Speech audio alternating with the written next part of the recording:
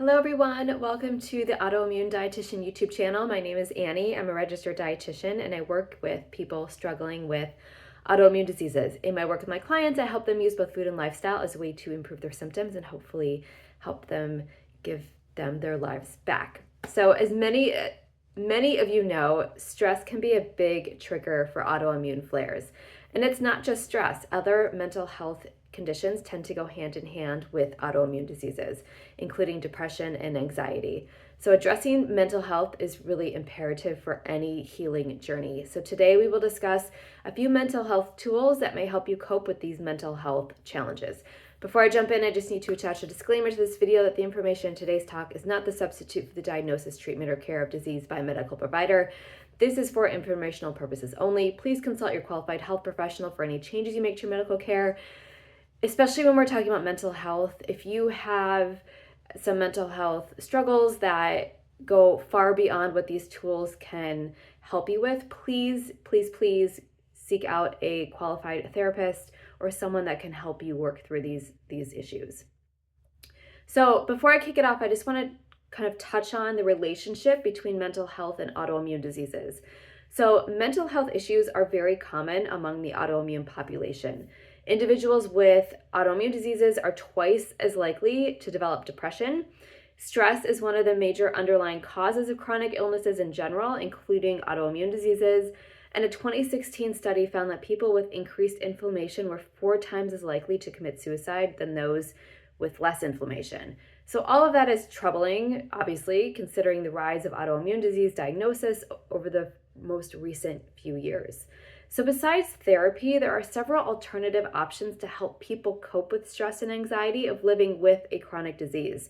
The trick here is to find the one or the few that resonate with you. Not everyone is a meditator, and there are plenty of other modalities to try that are low cost and available to everyone. So here are some of my favorites that I have found to be effective for my own personal journey and my clients as well. So the first habit I'm going to talk about is meditation. So meditation is something I personally practice on a daily basis. It trains the mind to focus and calm down. In addition, meditation has been widely researched for many benefits. First of all, it is a very effective way to lower stress and anxiety. It can also help improve cognition. It can lower inflammation, improve sleep, and reduce chronic pain. There are several different ways to meditate, so it's important to find the one that resonates with you. I personally use a mantra-based meditation that I learned from Ziva meditation. There's also mindfulness meditation, transcendental meditation, loving kindness meditation, and a whole lot more. So again, find the one that really you feel personally connected with. My second mental health habit is biofeedback devices. So I actually love using a biofeedback device. These devices give you real-time feedback on your heart rate variability, or otherwise known as HRV. HRV is a self-regulation measurement for stress. It measures the heart rate changes or durations between breaths. So the more that your heart rate changes from fast, your heart rate actually speeds up as you inhale. And then, so from fast to slow, so it speeds up when you inhale and it slows down when you exhale. So the kind of more that heart rate changes, the more variable it is, the more coherent your heart rate is, and therefore the higher HRV, meaning the higher variability, the more regulated your stress response is. So biofeedback devices help you understand and better regulate your heart rate. And using these devices uncover what stress feels like in your body and how to use your breath and positive thoughts to lower stress. So I'll show you what I use. I have it with me right here. It's called the Inner Balance Trainer.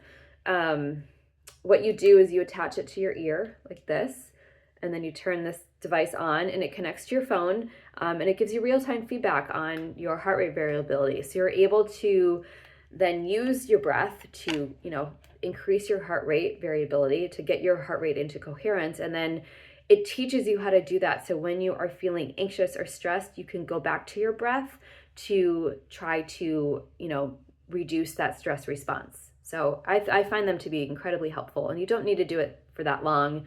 I do it maybe 5 minutes a day, sometimes twice a day, but again, not that long. It's not like a meditation.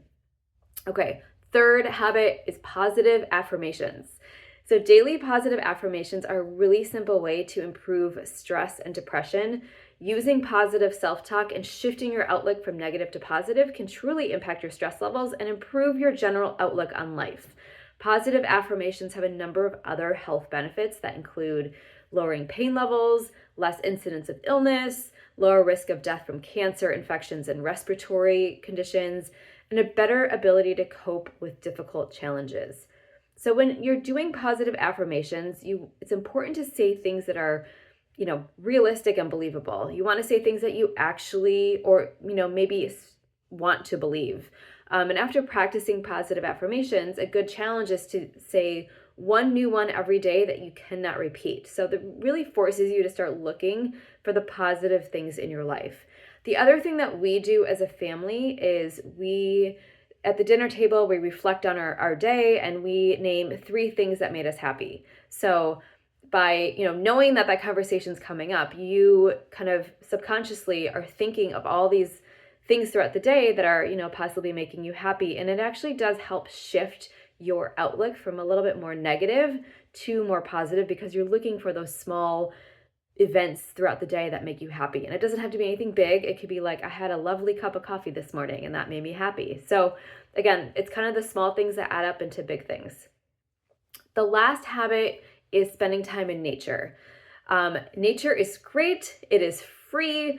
And it doesn't take that much time to actually lower a stress and anxiety response by being in nature. So nature actually has a really unique ability to lower stress. It affects your cortisol levels, your heart rate, your blood pressure, in just a matter of 10 minutes. So the Japanese are the ones that discovered what's called forest bathing and the benefits of forest bathing. It started in the 1980s as a way to combat stress-related illness and death from the rapid industrialization of Japan. And the Japanese government launched multiple studies to uncover the benefits of forest bathing. And they found that spending time in nature while tapping into the senses, again, kind of bathing yourself in nature. So, enjoying the sounds, the feel, the smells, kind of all of that. It helped to lower cortisol, lower blood pressure, lowers your heart rate, and actually strengthens your immune response. A more recent review study out of Cornell found that just 10 to 20 minutes in nature was enough to lower stress responses for college-age students. So I love this habit because, again, nature is free. It doesn't take much time to see the positive effects that nature has on stress levels. And, you can kind of walk out your door and find some trees to sit in and there you go. So that is, those are my kind of top mental health habits. We have meditation, biofeedback devices, spending time in nature, and positive affirmations. If you would like more help managing your autoimmune disease, your digestive issues, inflammation, I would love to chat with you. I offer free 15-minute discovery calls to talk about your goals and to see if we are a good fit for each other. So if you go to my YouTube profile, the link to book a discovery call should be there. The link to my website, also, AnnieRubin.com, is also there. And on my website, you'll find a lot of great resources. I have some free downloadable guides. I have, a very extensive blog. It links to all my social media accounts. So please check that out. If you don't subscribe to my YouTube channel, please hit the little subscribe button. I would really appreciate it if you did that. These videos, I try to put them out about every week and just trying to give you lots of tips to help you live better with your autoimmune disease. So thank you so much for joining me, and I will see you next time.